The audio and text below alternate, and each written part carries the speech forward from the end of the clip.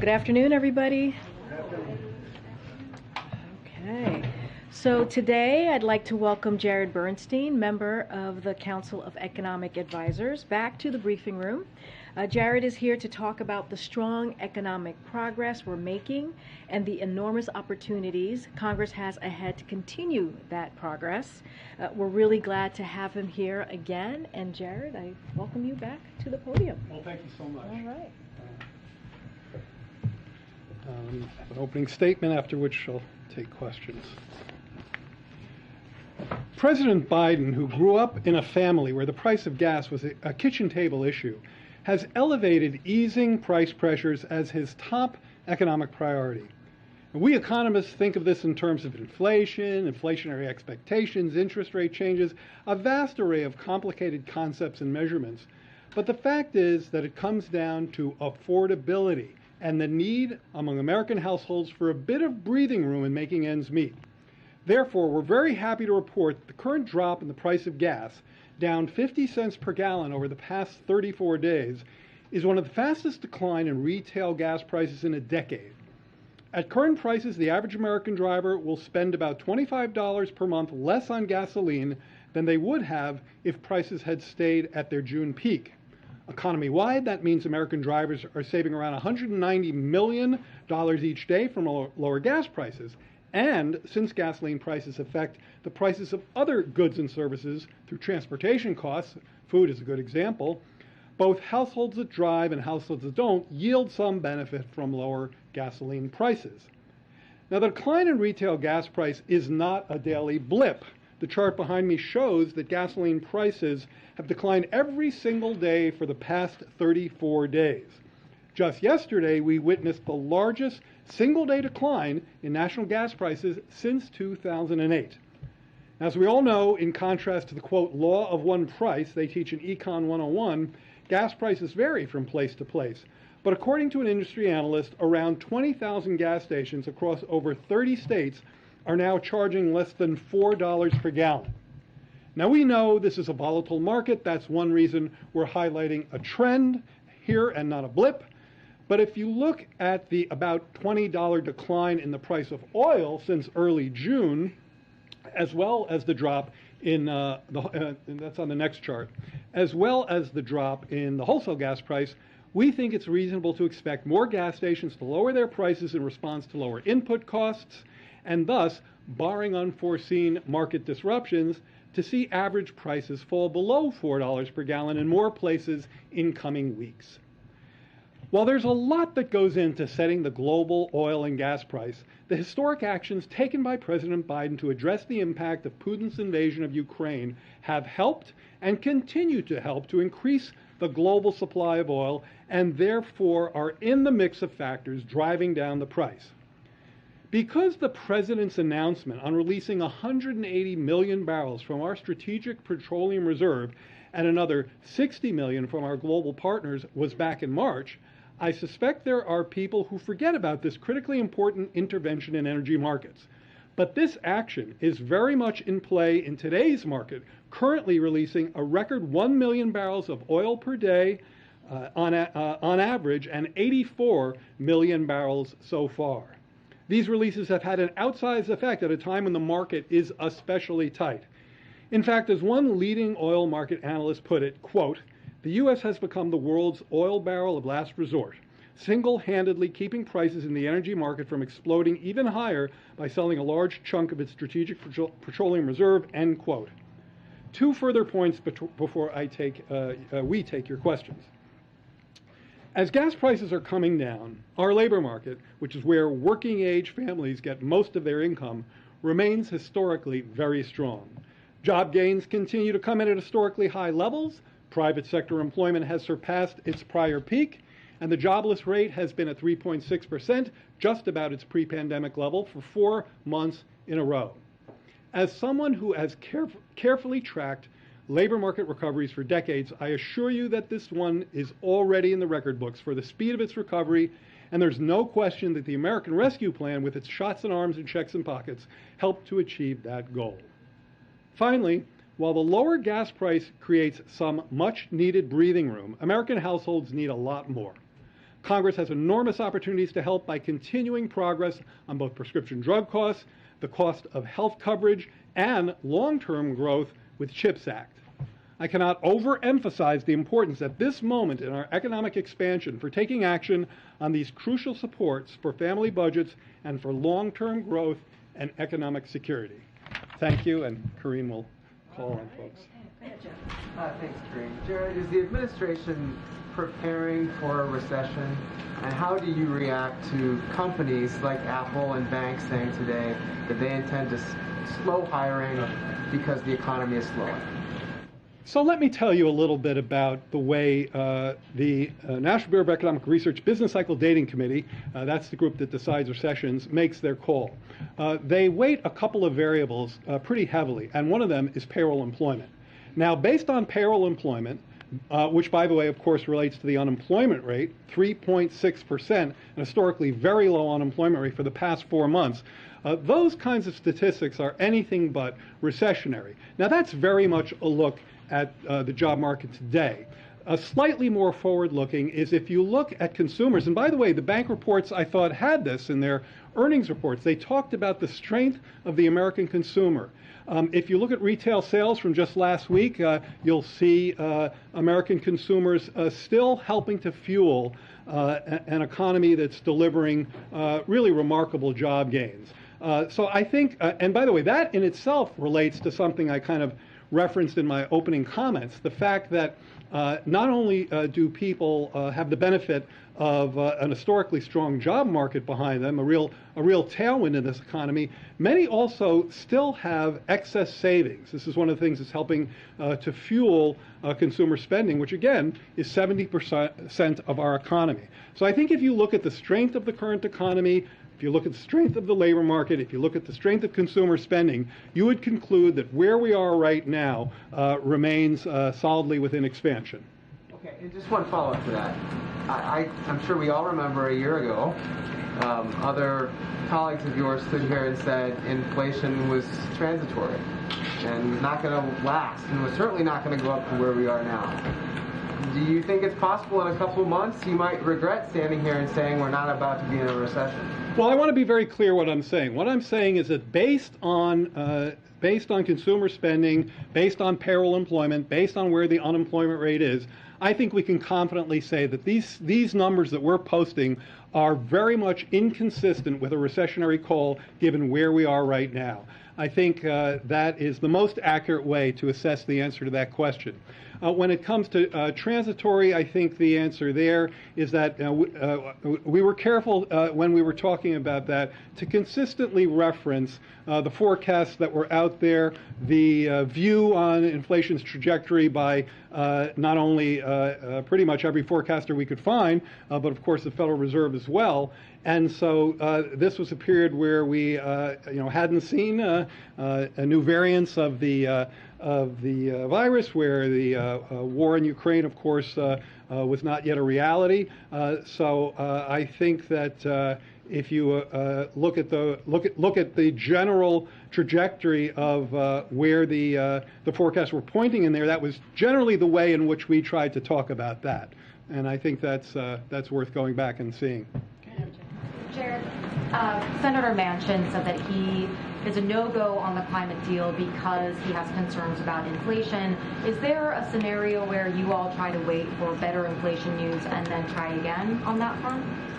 Well, let me just start by saying, better inflation news. I mean, that's again, getting into a level of forecasting that I'm not going to do in this period of uncertainty. What I can very much assure you, though, is that the price of gas is considerably lower in July than it was in June. And this is something the President referenced when the June CPI report came out. We're talking about, as I mentioned in my opening comments, a situation where the price of gas is falling at about the fastest rate it has in a decade, and where more than 20,000 gas stations now are selling gas for less than $4 a gallon. That will show up as some easing of prices. I think when it comes to reconciliation, the president has a view that was very clearly laid out in a statement last Friday. He will always follow a legislative path to get the deal done for the American people, to deliver the kind of relief, both near-term and long-term, that he came here to administer. But if part of that legislative path to reconciliation closes, we have other options. We can certainly pursue reconciliation with two critically important policies: lowering the cost of prescription drugs and lowering the cost of health insurance premiums to folks who get that from the exchanges. Particularly on those are both really important. Let me say a couple words about them. When you're talking about the exchanges, you're talking about 13 million people who are looking at a potential increase in their average premiums of $800 a year. Now, the Center on Budget, where I used to work, did a calculation showing that for a couple 60 years old with $45,000, so not rolling in dough exactly, failing to extend these enhanced premiums would raise their premium cost by $1,900. Now let's talk about prescription drugs for a second. Presidents from both parties have long tried to accomplish this critically important measure to stop prohibiting Medicare from competing in the market, to lower drug prices for our seniors. Now, I think you have to ask yourself why it is that in other countries, people pay 2 to 3 times less than we do for the same drugs. The same pill costs 2 to 3 times more here than it does there. The relief that we could deliver to our seniors from allowing prescription drugs to compete, as the president has stressed, is not just essential for their living standards and their well-being. It is a way to actually ease inflationary pressures. So this is a very clear choice of whether you stand with Big Pharma or whether you stand with American seniors in the Medicare program, which, by the way, will be $100 billion better off over 10 years if we can achieve this in reconciliation. Now, the Democrats appear to be aligned on that, and that along with the premium coverage would be an absolutely huge win for reconciliation. Thank you. Following up on Jeff's question about transitory inflation, I'm curious what made the White House realize that the phrase was inaccurate and also politically problematic? I think it has to do with the, I'm going to use economics, or the periodicity, which is, see, this is why you do a better job than I do. I think it has to do with the ambiguity about the length of that word. Is what it has to do with. I think it has to do with the ambiguity about the length of that word. Some people hear transitory and they're going to think weeks and months. Others hear transitory, particularly probably economists who are used to the broader ups and downs of cycles, and think longer periods.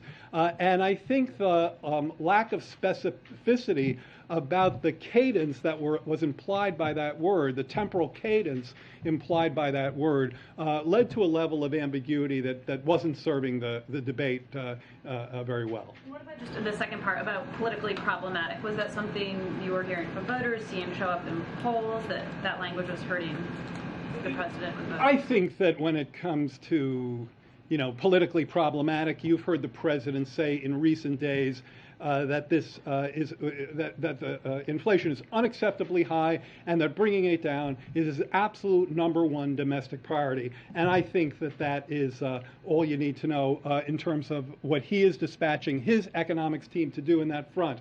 Now, I also think, and let's not lose this because I think it's really important today, this is why I tried to focus in on my comments at the top, is that his actions, this is not just forward-looking. It is, but it's not just forward-looking. Actions he has taken thus far are providing real relief to the American people, okay? His release of oil from the strategic reserves, his increase in E15 ethanol, these are not the only reasons that the price is behaving as you saw in those charts. But they are in the mix. The president's actions taken thus far are helping to provide real relief, real breathing room for the American consumers at the pump. So this is not just an aspirational a goal of this president. This is something he and his team are actively working on.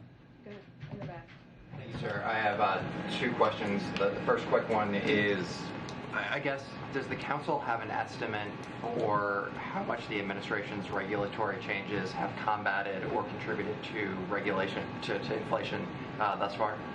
I think in many ways we've been talking about a lot of that already. I mean, I just mentioned the E15 ethanol waiver, so that's a waiver that helps increase the supply of gasoline, particularly in the Midwest. I think certainly if you broaden sort of the regulatory scope to consider executive actions and rule changes, you see a lot more. I mentioned the strategic reserve release. We haven't talked about this yet, but the president has made real progress in helping to ameliorate food price pressures through issues that include double cropping, taking action on fertilizer prices, ocean shipping. So all of these are actions that he's taken. In some cases, they've involved legislation, but in many cases they haven't. And then my second question, tomorrow marks the one-year anniversary of President Biden insisting that high prices and inflation, in the president's words, were expected to be temporary. A lot of my colleagues have asked similar questions, but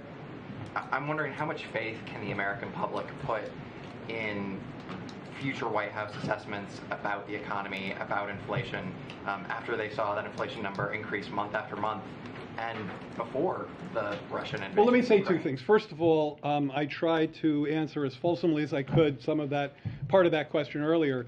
But let me ask you to focus on what we're trying to talk about today, which is something that is happening in the here and now. The chart's not up, but that first chart, which we can certainly make available to you, that shows we're not talking about looking around any corner here. We're talking about what has happened in the past 34 days to prices at the pump. They've fallen 50 cents, and you heard me go through some of the numbers in terms of the relief for American drivers. At the same time, we are not stopping there, okay? This is nothing close to a victory lap because we have much more to do to achieve the president's agenda of helping families get some breathing room in this tough environment, which is characterized by, of course, such highly elevated prices. Now, if you can help people with prescription drugs that cost 2 to 3 times less in other countries for the same pill, if you can help a 60-year-old couple with a $45,000 income not have to pay another $1,900 to get their insurance coverage, you are accomplishing the president's goals. Now, to do that, we need Congress to align and work with us. And, you know, many Democrats are there when it comes to prescription drugs. This is something that President Trump said he wanted to achieve. And, you know, he didn't get there. This president is pushing hard to achieve that goal. One last point on this. I've talked about mostly near-term relief because that's so important for families who are seeking a little bit of breathing room right now. But there's another piece of legislation on the docket, and that, of course, is CHIPS. And this is something that has had real bipartisan support. I believe an earlier version got 68 votes in the Senate. I think it is absolutely and critically important for this nation to invest in domestic production of microprocessors. Again, not only would this be a highly favorable investment for growth and for jobs, it would be disinflationary because one of the areas where we see inflationary pressures is, of course, in autos, which now very much depend on chips. To be clear, that's not a near-term intervention. That's not going to show up, you know, in the next couple of months. But longer term, absolutely. Supply chain, same thing. Having it both ways, Jared, because when the gas prices go up, it's got nothing to do with the president. When we see some decline, you want him to get the credit. Look, I think that there's no both-way thinking here at all. I think that there has been a consistent, I think, pressure on this White House to try to do everything it could to ameliorate inflationary pressures, and the president has reacted from the beginning, talking about how this was such an important priority to alleviate these pressures on behalf of the American people. So what did he do? He put his head down and got to work and got us to work to do everything we could to achieve that goal. He then presided over the largest historical release of barrels of oil from the strategic reserve, 180 million barrels. Then he talked to global partners to get them to kick in another 60 million. It was Putin's fault. When they're coming down, he gets the credit. Yeah, I very much disagree with that framing. I think what's happening here is a president who is working tirelessly to address the largest constraint, probably the toughest constraint facing American households right now, the budgetary impacts of these elevated prices. And we're showing you here today some real results, partially that partially derive from concrete efforts he's taken. With the different economic data releases we've seen, they aren't really consistent with each other. So out of all the choices of indicators, what does the administration see as the most important indicators for how the economy? That's a great question. So there is no most important indicator. At the CEA, yeah, a group of it. So at the CEA, we just look at all of them. And I think where I would take your question is that we don't give all of them. It's sort of like I was talking to this gentleman before about the different weights that economists put on these variables when we're trying to assess the conditions of the business cycle. I think this is particularly relevant in the area of GDP. So in terms of real GDP, if you look at consumer spending and business investment, you actually see some very solid numbers. And these are some of the numbers, particularly consumer spending, retail sales, consumer spending, personal income, taking out transfers. These are some of the measures that the Business Cycle Dating Committee look at. And so we're looking at them too. And if you get under the hood of the GDP report from the Q1, we'll certainly be getting under that same hood in Q2. One of the things you see is consistently strong consumer spending. Now, consumer spending is 70% of our economy. That's actually uniquely high. In Europe, it's about 55. In China, it's about 45. So, I could tell you stories about my family and some of the orders that I've seen come in from our own consumer preferences. This is a very acquisitive nation when you compare our consumer spending shares to other countries. So when you're looking at an economy with a 70% consumer spending share, and then you look at a labor market, which is, of course, as I said in my comments, which is, of course, where most working people get their income from the labor market, and you look at the level of elevated savings, which, again, has the fingerprints of the rescue plan on it, you get a sense of what we're looking at in terms of economic indicators that continue to fuel pretty robust consumer spending. And that's an important, I think, element of the current economy.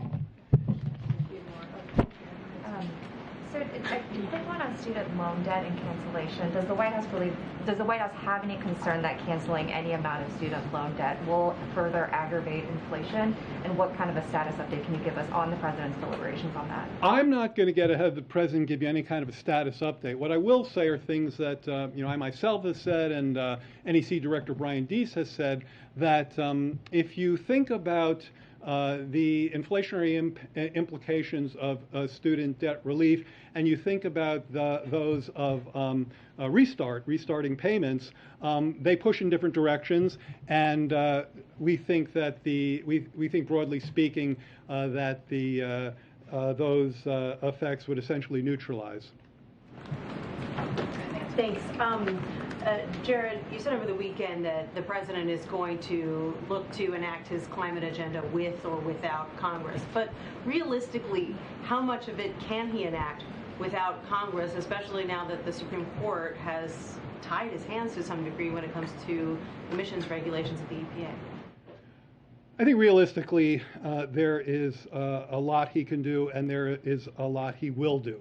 The president will aggressively fight to attack climate change because he knows it's one of the reasons he's here, and it is absolutely core to transitioning from where we are to where we need to be. Now, I think I've given you a fulsome sense today of that both of the sides of that transition are important. Affordability at the pump, yes, but we also have to plot a path to clean energy. I said over the weekend that it's kind of unfathomable to me that that one wouldn't appreciate this urgency. If you look at the costs to our economy of floods, of droughts, of fires, if you look at the global economy and you see the kinds of heat waves that are occurring right now, scientists will tell you all day that this very much relates to global warming. You're talking about something like $120 billion a year in cost to our economy. If you think about the geopolitical costs occurring when a Russian plutocrat weaponizes energy and fossil fuels and funds this unjust aggression against Ukraine with it, you get another sense of just how important it is to intervene. And this all comes from conversations we've had with the president. That's how urgent this is. Now, you asked what can he do. Let me start by telling you a little bit about what he has done. He has taken unprecedented action already to tackle the climate crisis. He's invoked and this is non-legislative, he's invoked the Defense Production Act to make more clean energy in America. He's jump-started the offshore wind industry. He has set the strongest emissions standards ever. And it is our firm belief that he can and will continue to do so if the legislative path is closed to him. But he will also pursue that path as well. And that this is how important and urgent it is to him. So then why do you think that, you just laid out the costs of inaction? Clearly, Senator Manchin believed that the cost of action was too high in the face of high inflation. Why do you think you weren't able to convince him that the cost of doing nothing would be higher? Don't have a great answer to that question. I mean, I think what we can do, and I hope I've been a little bit convincing here in my conversation, but I worked for Joe Biden for a long time, and I found him to be profoundly convincing in this area. And he's someone who's been in the Senate for decades, so it's not like he grew up in a world where climate change and global warming were the top of the agenda. But his understanding of that, his a deep appreciation of the urgency of what I've just described of you is as high as I've been stressing in my comments today. So I find, I personally, and I think lots of other people, or 81 million people who voted for him, find him extremely convincing on this. And when he says, when Fighting Joe Biden says he's going to keep fighting for this issue, I think we should all believe him. Hey, thanks, Jared.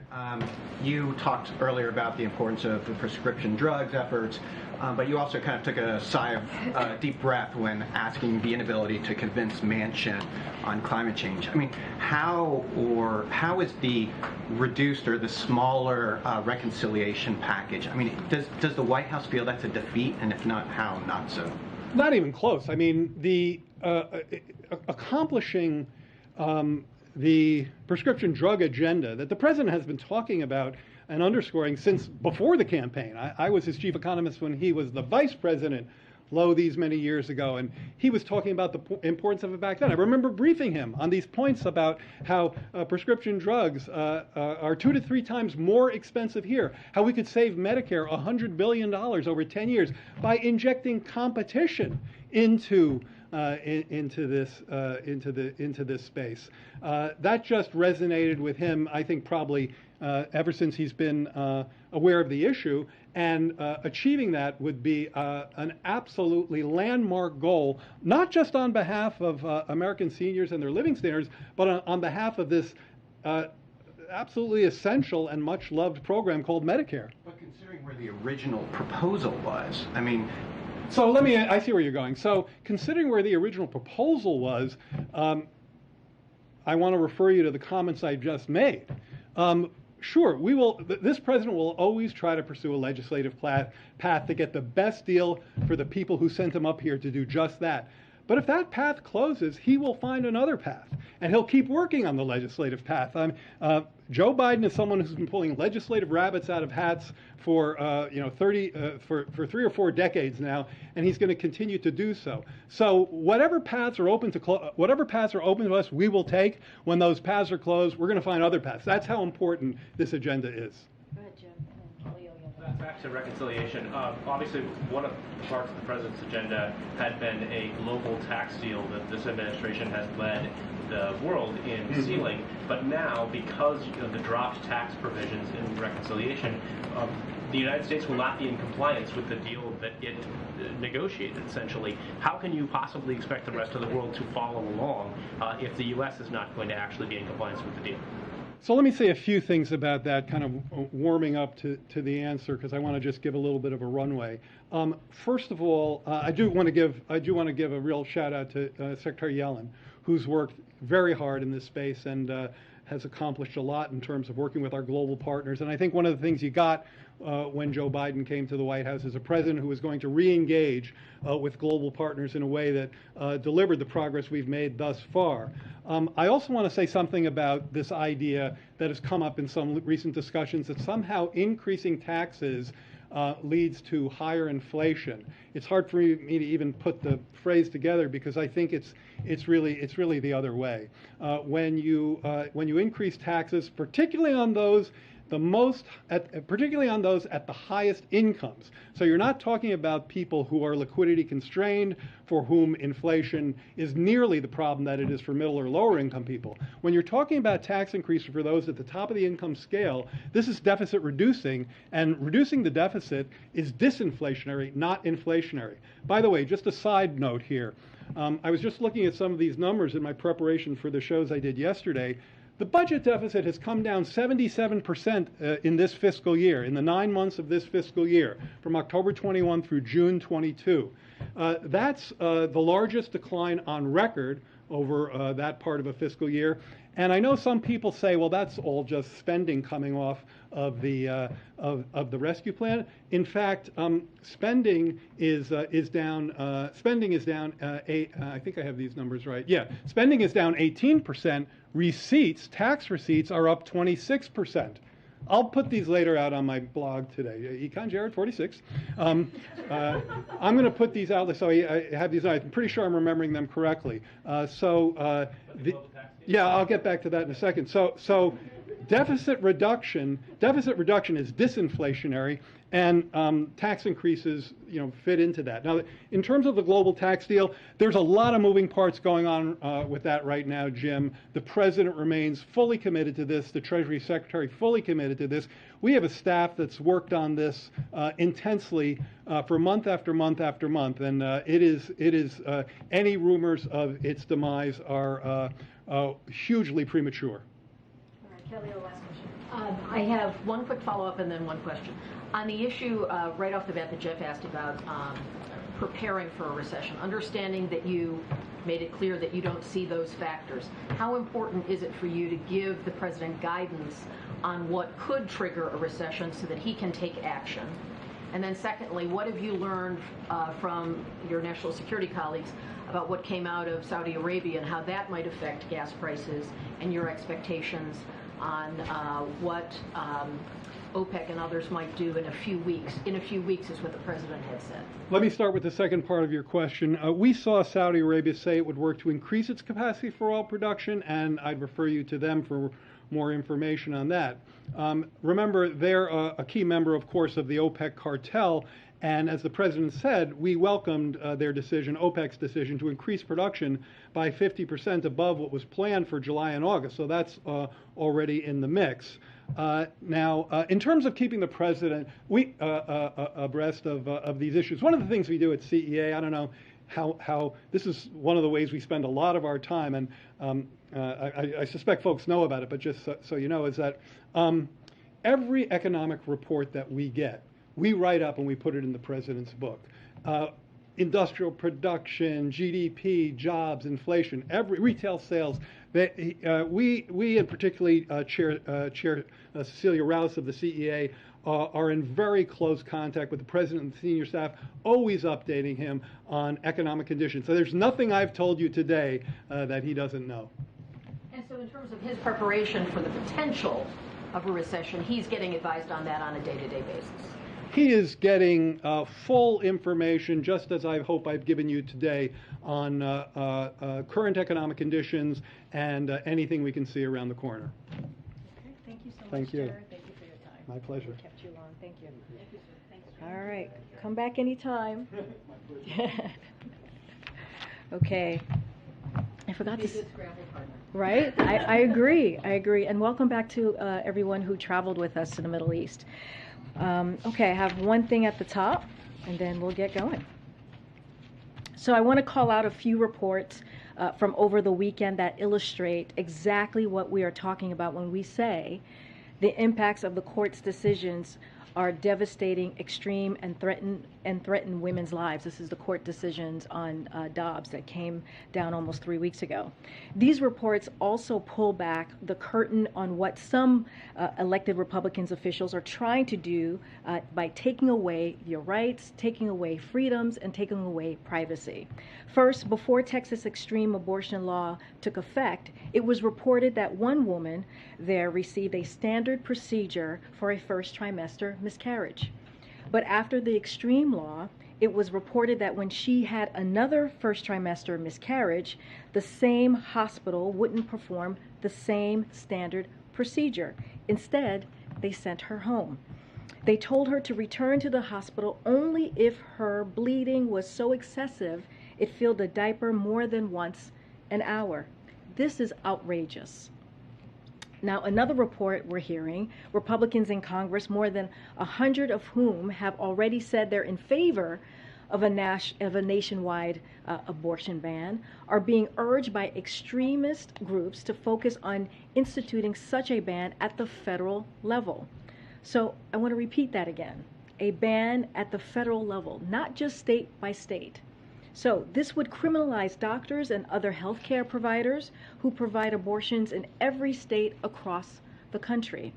It's becoming clearer by the day that congressional Republicans want to strip away rights, starting with a nationwide abortion ban and moving on to marriage equality and contraception. With that, I welcome you to your first time in the APC, right? Thank you. All right.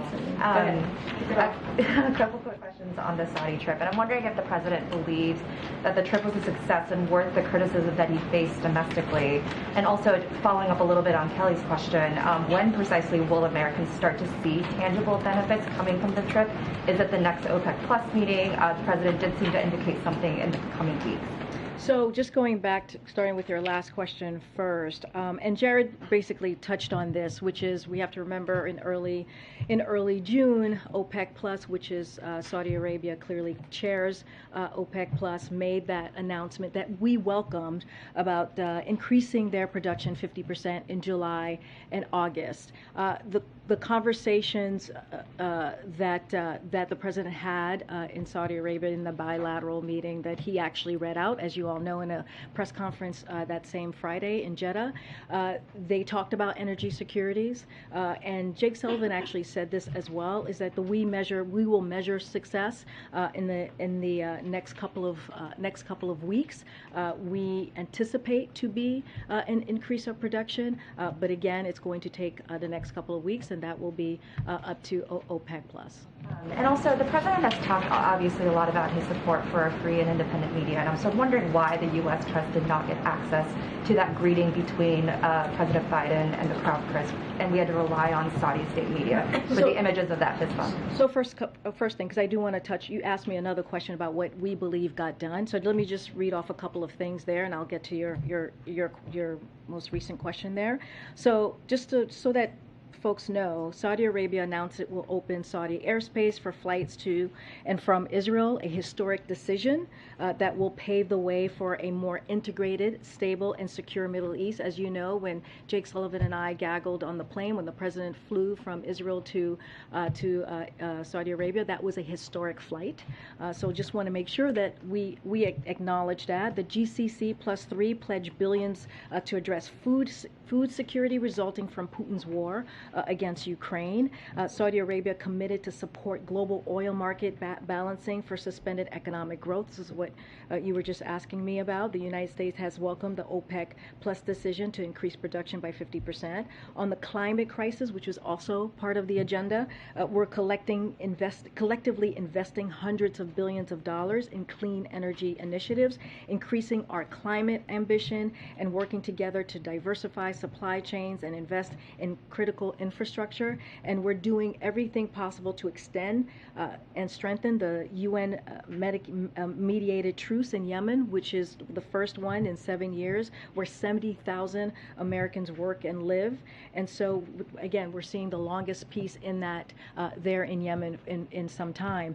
To your first question, look, we, as you know, we do everything that we possibly can when we go to a host country to make sure that you all have access, that there is transparency, which is why you heard from the president directly, and he held a press conference that Friday in Jeddah, as I just mentioned, so that he can read out himself what occurred in the bilat, and also you all were able to ask questions. Sometimes it is not perfect, we understand that, but we want you to know we do everything that we can to make sure that you all have access. We did that with the bilat by having a pool spray at the top, and other meetings as well. So we do our best. We want to make sure, again, that you guys hear from the president directly. You get to see what is occurring in some of these meetings that are happening, and we will continue to make sure that we make that a priority as we continue to do our travels.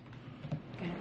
Thanks, Karine. Does the president, now that he's back from Saudi Arabia, does the president still believe that Saudi Arabia and the Crown Prince should be considered a pariah, or did this trip change his view about that?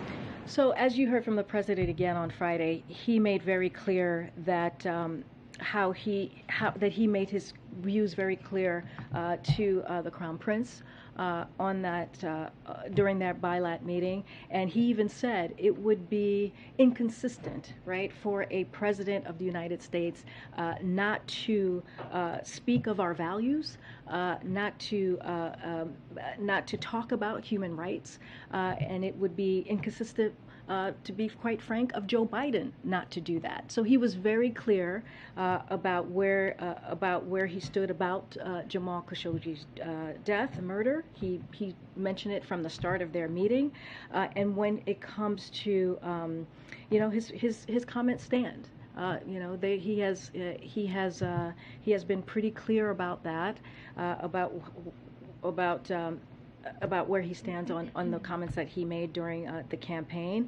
And look, I think one of the other things I do want to be very clear about is, if we're going to talk about human rights, if we're going to talk about our values, he believes it's important to have that straightforward leader-to-leader conversation. The president has talked about that many times, about how important it is to talk directly and frankly with leaders when it comes to our values, when it comes to issues like human rights, and he will continue to have those conversations. And yet the Saudis say that conversation about Khashoggi never happened. The foreign minister says he was there and he didn't hear the president confront MBS in that way. So are they lying about that? And if so, does that indicate that actually they are not getting the message?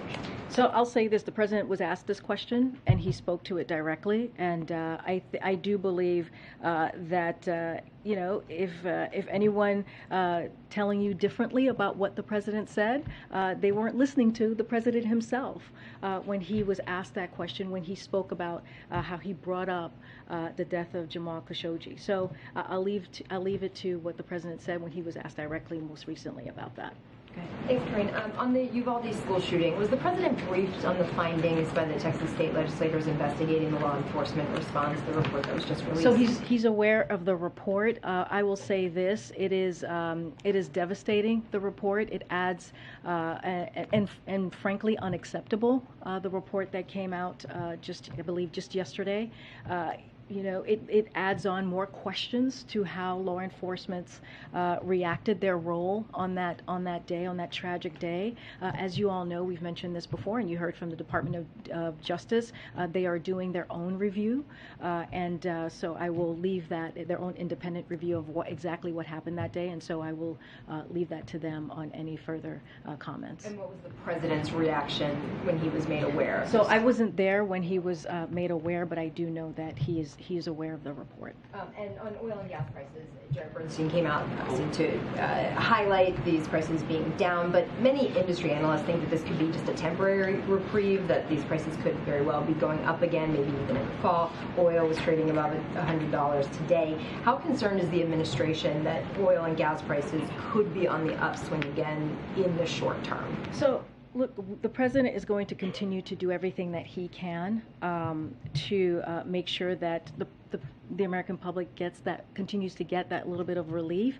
Look, what we're seeing here today, what we're seeing in the last 34 days, and that 50 cents, now we're seeing 50 cents on average per gallon that has come down. We see in 30 states across the country, we see we see gas at $3.99. Like Jared said, we're not doing a victory lap, but this is important. This is important to note that the work that we have done, the work that we will continue to do, is going to give relief, $25 a month to American families. We're talking about nurses, we're talking about teachers, we're talking about firefighters. This is going to have a real impact on their lives. And so, look, you know, what we're looking at is what we're seeing currently, what we're seeing at this moment, and I think it's important to lift that up. And again, the 1 million barrels a day from the Strategic Petroleum, a historic action by the president, the 240 million barrels that the president was able to get leaders to do, the ethanol 15, which is the homegrown biofuels, which helped lower gas prices across in gas stations across the country. All of these actions are important. Now, do we need to do more as we talk about inflation, as we talk about the elevated number that we're seeing in inflation? Yes, that's why the president's going to continue to work with Congress to make sure that we're lowering costs for the American families, like prescription drugs, for example. And if we are able to do that, we are on the cusp, as Jared was saying, to really winning against one of the wealthiest special interest groups, which is Big Pharma. All of these things are important to note, and again, we're just going to continue doing the work, but also we want to highlight what has occurred these past 34 days. Go ahead, Jeff. Karine, what is the White House's strategy now for engaging with Senator Manchin going forward? So, as we like to say here, we're not going to negotiate in public. The president and Senator Manchin have a very close relationship. We will continue to have the conversations that we have been having with him for the past 18 months on a different variety of issues. But again, not going to negotiate in public. But we do want to lift up what's about to happen, what we're on the cusp of doing with the reconciliation bill is going to impact tens of millions of Americans' lives, and that matters as we're looking at healthcare. When it comes to climate change, you saw the president's statement just recently. If Senate doesn't act on that and doesn't take action on climate, he has a contingency plan, which is using his executive authority to make sure that we take on climate change in a way that's going to be effective. I don't have anything to read out to you on that particular action, but again, we're not going to negotiate from here, and we're going to just continue to make sure that we deliver for the American public. Do you feel like Senator Manchin led the White House on with regard to climate? Again, I'm not going to negotiate in public here. I'm not going to lean in or give any pull back the curtain on private conversations. We are prepared to act if need be, if Senate is not able to include the climate provisions that we have discussed. But again, what we're seeing right now with the reconciliation as it relates to Medicare and being able for Medicare to negotiate bringing down drug prices, that is an important step. So we're going to continue to do the work. When you say, and the president says he's prepared to act on climate, what's the time frame for that? Do you wait until the fall? Do you get started before that? What's the overall time frame? We don't have a timeline for you at this point. As you know, negotiations are currently happening, and so we will see where the Senate lands. You spoke before the trip about advising the president about reducing contact due to COVID and the variants. and we saw some fist bumping, but we also saw some embraces and some handshakes and so forth.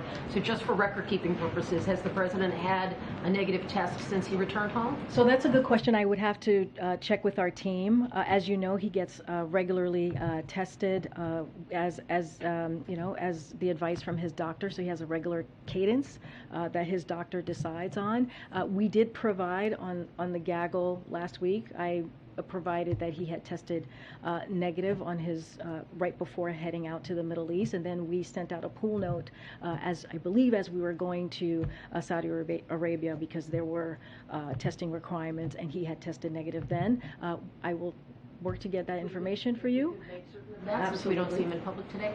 And the First Lady of Ukraine is coming and has a schedule for a visit with Dr. Biden. Do you expect the president will drop in on that? So I don't have any more details to share with you. I know she's meeting with Secretary Blinken today. She's meeting, this is the First Lady of Ukraine, is also going to be meeting with Administrator Power once we have more information on our side on what the schedule looks like this week. And if that includes her, we will certainly share that. Karine, thank you. I'll come to you after. Just following up on something the Vice President said today, does the President agree with her that the recent Supreme Court decision on abortion access is similar to slavery? I have not seen her comments. I would like to see her comments for myself her comment before. Was, we know at NAACP that our country has a history of claiming ownership over human bodies. And today, extremist so-called leaders are criminalizing doctors and punishing women from making healthcare decisions for themselves. Well, she is correct. Today's decisions are criminalizing doctors and essentially taking the rights away from women, taking the freedom away from women, really taking away people's privacy. That does matter, and that is important. Slavery, so the president agrees. For me, I appreciate you reading out what she said. I need to actually see exactly what was said and in what complete context. That's what I need to do as a spokesperson for the administration. But I will say that second part of what you just said, the Vice President is actually right. I just at the top, I just laid out what women are going through in this country because of an extreme decision that SCOTUS made. Because of what they did, it is going to upend and change the lives of women across the country. And we now have to be mindful about contraception. We have to be mindful about marriage equality because they have made it really clear. Extreme Republicans, ultra MAGA Republicans have made it clear that that is what they're going after next. So okay, that does matter. And then following up about this comment that the Saudis say did not happen, but the president says did happen. Did you personally hear the president raise the issue of Khashoggi's murder with MBS? I trust the president. He made those comments as you heard directly from him during the press conference, and he said at the top of the meeting he mentioned Jamal Khashoggi, and so you did not hear him say that. I am just saying to you that the president himself. I was not in the meeting to answer that question, but the president himself said and laid out very clearly, and just to be clear, that press conference happened because he wanted to make sure that you all heard from him directly. That was the president's decision. He wanted to make sure that he read out what occurred in the bilateral meeting with the Saudi Arabia government. But so ultimately, we get back from this trip. There's no new peace talks in the Middle East. There's no new commitment to increase oil production in the Gulf. So what was the point of this trip? I just read out earlier, Peter, of all of the things that had occurred, that some of the do-outs or some of the things that we were able to get done during this trip. Look, let's step back for a second and talk about what the president was trying to do on this trip. If you look at this region, the Middle East, it's a critical region. The president, his intent was to make sure that there was not a vacuum in the region so that you didn't have China and Russia stepping in, trying to fill that vacuum. And so it's important for the United States to make sure that we're having those conversations, direct leader-to-leader conversations, and that we talk about our national security, we talk about food security, we talk about climate change. All are issues that are important to the American family. And so as it relates to the oil production, I talked about, and Jared talked about what OPEC Plus did early in June. We are confident that we will be able to measure how the success of those conversations that the president had in the next several weeks. Why not insist on a commitment, though? He gets back with no commitment, and the price of oil per barrel shot up. Is that what the president wanted, to go there and have the price of oil get more expensive? But again, we have seen gas prices go down in the past 34 straight days. Aren't they still $2 a gallon higher than when you guys took office, though? First of all, we have to look at the impact of how we got there, right? You think about the war that Russia has taken on in Ukraine, an unmitigated war, and a war that is brutal, and that has had an effect on the price gases going up, almost $2. We have talked about that endlessly. And also, we are also in a once-in-a-generation pandemic. So there are outside factors that has led to gas prices going up, to food prices going up, to inflation going up. So that is really important. What we have seen in the last 34 days is that gas prices have gone down on average by 50 cents a gallon. That matters. That matters to teachers. That matters to firefighters. That matters to nurses. That matters to everyday people. And the president is going to continue to do the work to make sure the prices go down. I'm going to continue, Peter. Thank you. Well, actually, let me try and go to people I haven't called on. Go ahead, Jenny. Thanks. Jared was just talking about the broader reconciliation bill, which would have increased taxes on the wealthy, and he said this is not something that he views as inflationary. You know, you guys have talked about how this would reduce the deficit.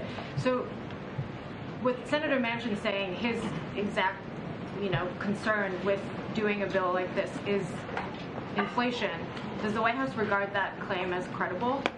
So I'll say this. We have heard from economic experts out there. We have heard from even Jason Furman, folks who are critical of us, who have said said the opposite, that the president's plan on reconciliation will actually bring down inflation, an anti-inflation bill, if you will. And if you look at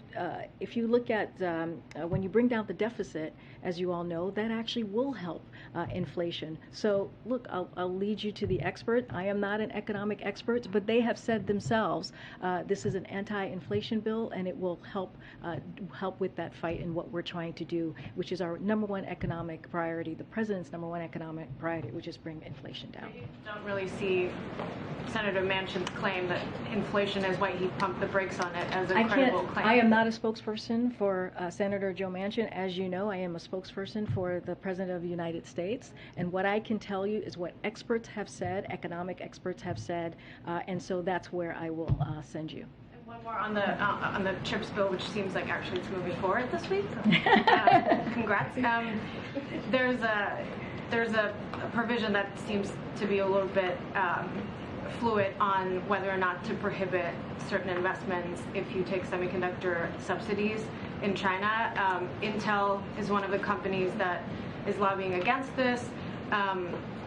What's the White House stance on this, and do you have a message for Intel and companies like that? So I'll say this: the CHIPS Act is intended to bolster American competitiveness and our own domestic supply chain security.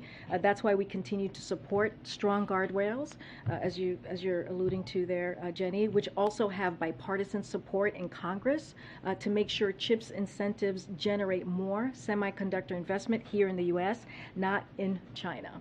So, and guardrails help slow the growth of investment in China. That is why such an important part of the bill. It is such an important part of the bill, and we believe in strong guardrails. Go ahead, Ken. I said I would get back to you. Yeah, Karine, on Ukraine, President Zelensky replaced his head of domestic intelligence and the prosecutor general. He said during the weekend that hundreds of treason investigations have been opened into employees of law enforcement agencies. Is there any concern that Russia may be infiltrating Ukraine's security networks and undermining the war effort? So I'll say this, per usual, don't speak to any personnel arrangements or domestic politics. That is not something that I will do from here, but I'll say this: for our part, we will continue to work with our partners in Ukraine to help them defend against Russian aggression, and with the Ukrainian Prosecutor General's office as they document the war crimes and atrocities that Russian forces in Ukraine are committing. We also continue to support Ukraine's ongoing anti-corruption reforms as well. And Senator Cruz over the weekend said on his podcast that the Supreme Court was clearly wrong and overreaching when it legalized same-sex marriage in 2015. What is the White House view on that? Does that raise a lot of concerns? So it should raise concerns. As we know from the Dobbs decision, one of the things that we saw from Judge Thompson is that they're looking to go further, whether it's privacy, contraception, or marriage equality. Now, you all know that this president has supported marriage equality for some time. This is something that he believes in, and this is something that he will continue to fight for. What was I having called on? Thanks, Karine. Did the president urge Saudi Arabia to stop purchasing oil from Russia? Because Saudi Arabia has actually doubled its Russian oil imports this quarter, which is, of course, helping Russia's cash flow. So I don't have anything to read out for you on that. As you know, at the G7, one of the conversations that came up when the president was there recently in Europe, in Germany specifically, was how to put a cap on Russia oil. That is a conversation that was started. It is continuing on the staff level, and that, as you know, will have an effect on the price of Russia's oil. And so we'll continue to have those discussions. Thanks. And you spoke earlier about the president's contingency plan regarding taking executive actions on climate. But do you believe the president can still keep the commitments he made to world leaders on reducing emissions through executive actions if Congress fails to act? So we're going to do everything that we can to make sure that we are taking action on the climate crisis. And so, again, the president has, I think Jared read this already, but just want to reiterate what he said. From day one, the president finalized regulations to rapidly phase out super pollutants. He jump-started the offshore and industry, and he set the strongest ever emission standard for cars and trucks. So this is something that is incredibly important to the president. He thinks it is urgent to act on the climate crisis, to take action, and that's why if Congress, Senate doesn't act on the climate component of reconciliation, he's ready to take use his executive authority.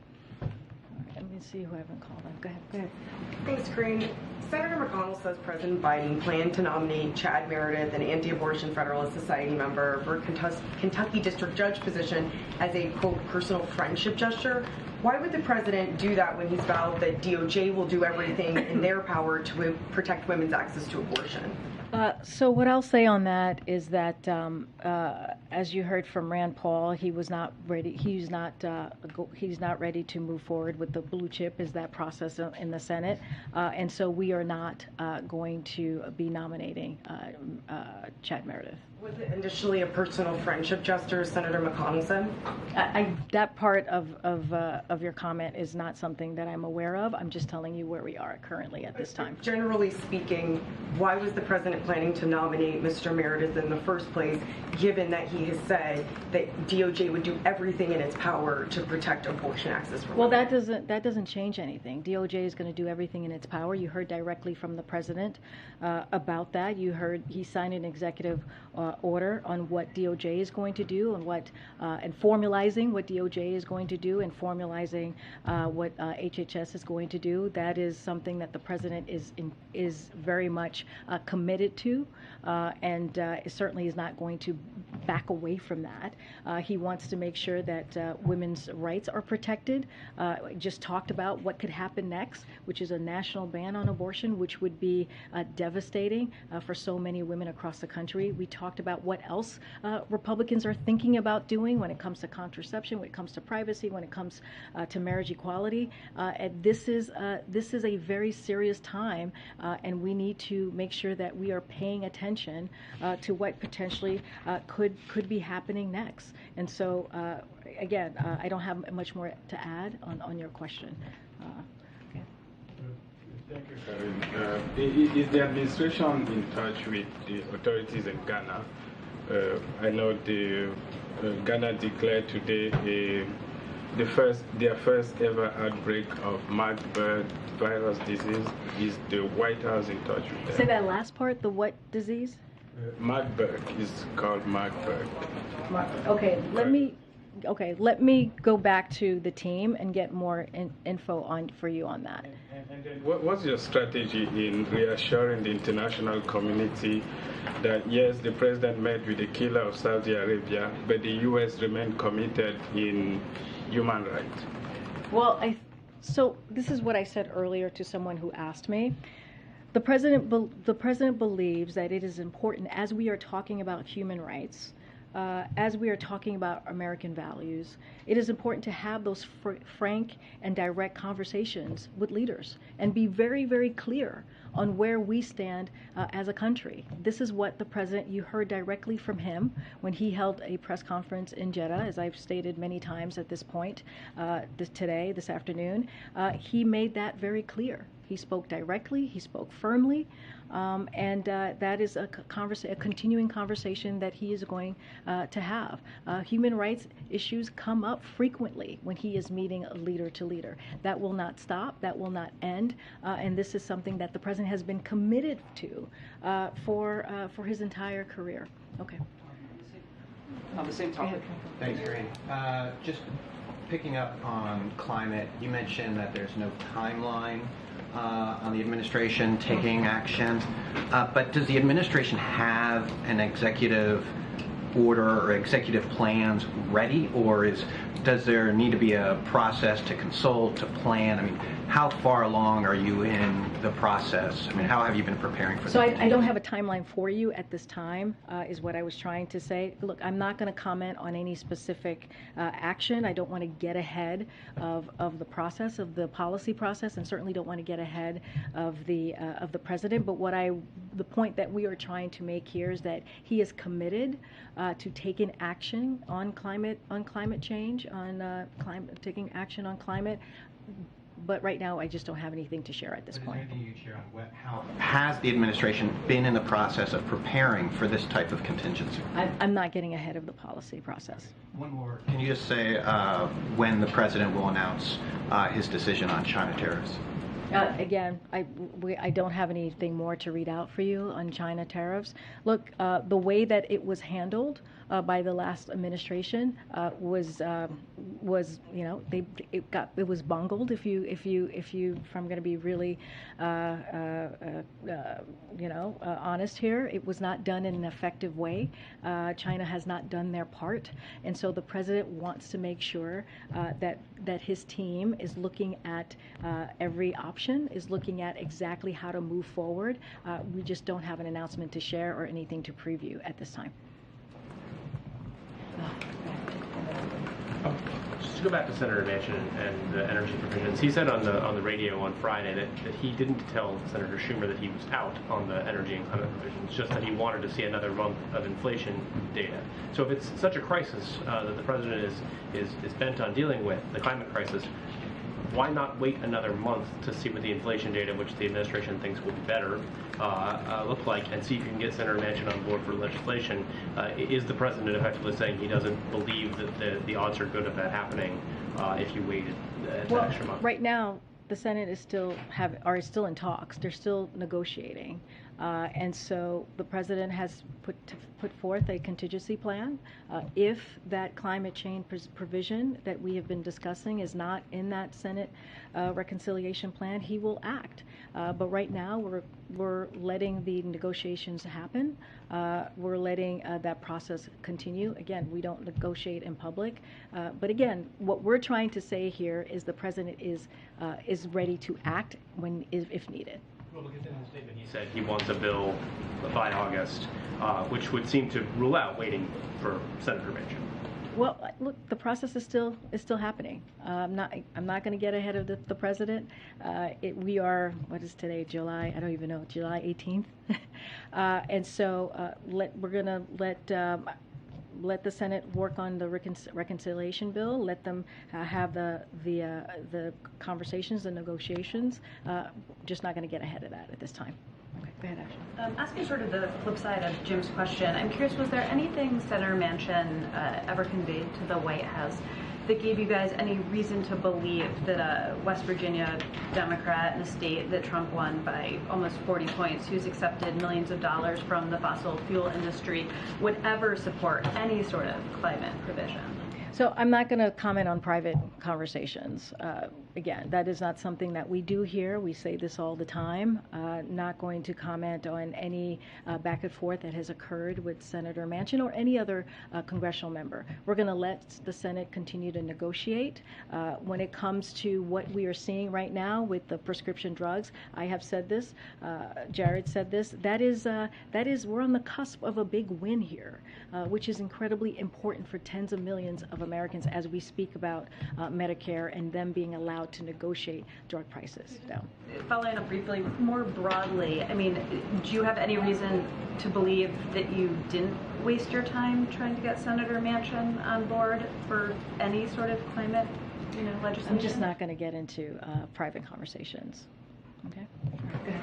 Thank you, Karine. I would like to ask about Moscow using energy as a weapon in Europe. There's a growing fear that Russia will not restore natural gas deliveries to Europe after its ongoing annual maintenance of Nord Stream 1, which could lead to serious crisis in Europe, to gas rationing. How concerned is the President that it may weaken Europe's resolve, and what the U.S. is doing to help? So a couple of things. I just want to lay this down because it's an important question that we want to address. So following, as you know, the further invasion of Ukraine, Russia continues to use natural gas as a political and economic weapon, as you're stating, Merrick. Russia's energy corrosion has put pressure on energy markets, raise prices for consumers, and threaten global energy security. These actions only underscore the importance of the work both the United States and the European Commission are doing to end our reliance on Russian energy. President Biden formed a task force, as you all know, we've announced that here, on European energy security with EU President von der Leyen. The task force has met regularly to discuss options to reduce Europe's demand for natural gas, and has also met with key stakeholders to promote the deployment of heat pumps, smart thermostats, and energy demand response solutions. So we are also partnering to diversify energy supplies to Europe. Since March, global LNG exports to Europe have risen by 75% compared to 2021, while the U.S. LNG exports to Europe have nearly tripled. So we continue to work with our European partners to reduce the dependence on energy, on Russian energy, to be exact. Enough to help Europe to survive the winter. Russia may at any point, anytime, cut natural gas deliveries to Europe. It's real fear in Europe right now. No, we understand that. That's why we created the task force, and the task force is going to do everything that we can to make sure that we deal with the dependence that European countries have on Russian oil. Look, we have seen. I just laid out. We have seen some progress, and so we're just going to continue to work with our European partners. Thanks, Karine. So I'd like. No, I was calling the gentleman in front. Go ahead. On abortion, in 2 weeks, Kansas is going to vote. They're going to be the first state to vote on the abortion issue. How much stake is the administration putting on the result of that election, given the fact that they're going to be deciding?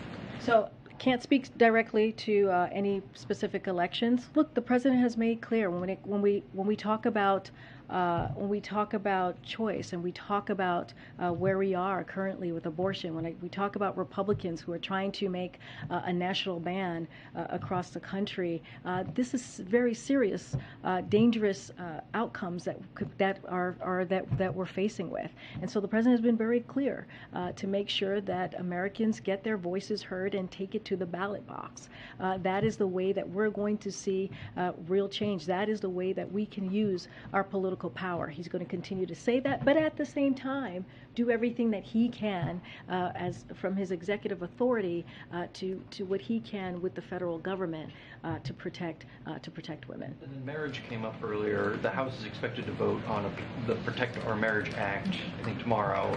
How much work will the administration be doing to try and get that bill through the Senate, where it's going to face a much more difficult? So we support that act, and we applaud Congress for moving forward. As I mentioned earlier, when I was just asked a question about marriage equality, this is an issue that the president has been fighting for and speaking about for many, many years, and so this is certainly something that we support. And one of my colleagues at Political reporting today that the ACLU obtained and has since released records publicly from DHS that show use of mobile location data harvested from apps on hundreds of millions of phones. DHS was then able to use 336,000 location data points across North America. This started under the Trump administration, and contracts have been renewed under the Biden administration, basically traveling, knowing where people are when it comes to what DHS does, the work that DHS does. Does the president stand by using location data on this scale, especially in light of concerns of the use of phone data when it comes to period tracking apps, which the administration has talked to quite a bit? So I have not seen this data, so I need to take a look at it so that I can respond in a way that's fulsome and be able to answer your question. I just haven't seen that data. But I refer you, at any more specifics on that, clearly I refer you to the Department of Homeland Security. How does the administration feel about using location data? Honestly, Eugene, in order for me to respond to your question, I just need to see exactly what you're asking me about and what the data is. I can't do that without knowing the specifics. And back to the firing of the prosecutor general in Ukraine.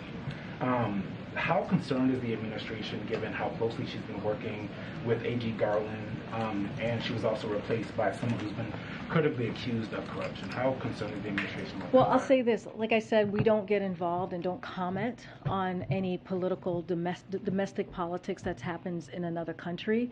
We're going to continue to work closely with Ukraine on their fight for democracy, on their fight against Russia's aggression, and also their corruption reform, as I just stated. We'll continue to work with them on that. Okay. I'll take one more question. Without congressional action on climate, does the White House, does the president see any viable path for reaching his goal of the U.S. cutting carbon emissions in half by 2030? Say that again, I didn't hear you. Without congressional action on climate, does the president see any viable path for reaching his goal of cutting carbon emissions in half by 2030? So again, negotiations are still happening, and so we leave that to Senate and see exactly what is where the process is going to land. The president is, again, ready to act, ready to take executive authority, use his executive authority if that climate change provision is not included in the reconciliation bill. I'm not going to get into specifics or get into hypotheticals at this time, but we're going to continue, again, to just let the Senate work. MJ, I know you had a question. I'm going to let you go ahead and ask the question. Does he think that goal can be reached just using executive authority? Again, I'm not going to get into hypotheticals. Let's see where negotiations go. The president, as you know, as we have said, he is committed to taking on climate change. He thinks that it is urgent to do that. There's an urgent matter to do that now, and so we're gonna let the negotiations continue. Again, I'm not going to negotiate from public or speak to hypotheticals. Go ahead, MJ. I have two quick questions. First, on baby formula, the recent data indicates that more than 20% of formula products are still out of stock. Just wondering what the White House's assessment is right now, why that is the case. particularly given that we've seen, for weeks now, a ton of formula being flown into the country? And does it have a sense of when things will actually start to normalize? So I'll say this: the federal government has worked in lockstep with private sector to ramp up domestic production and to increase the supply of safe infant formula, which we understand is incredibly critical for families across the country as they're trying to make sure that they're feeding their babies, their children, safe baby formula. This is what this is all about: safety, and that's our priority here. But also making sure that we're doing everything that we can to get that out.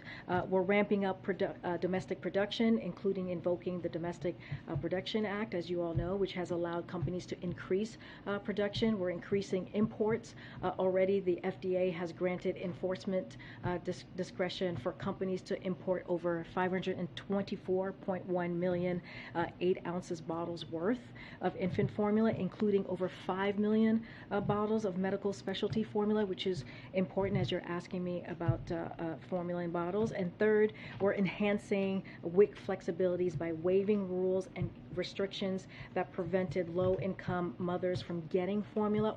All 50 states have taken action, issuing more than 200 waivers. Look, this is a priority, continues to be a priority for us. We're going to do everything that we can to increase production, but again, we want to make sure that the safety is first.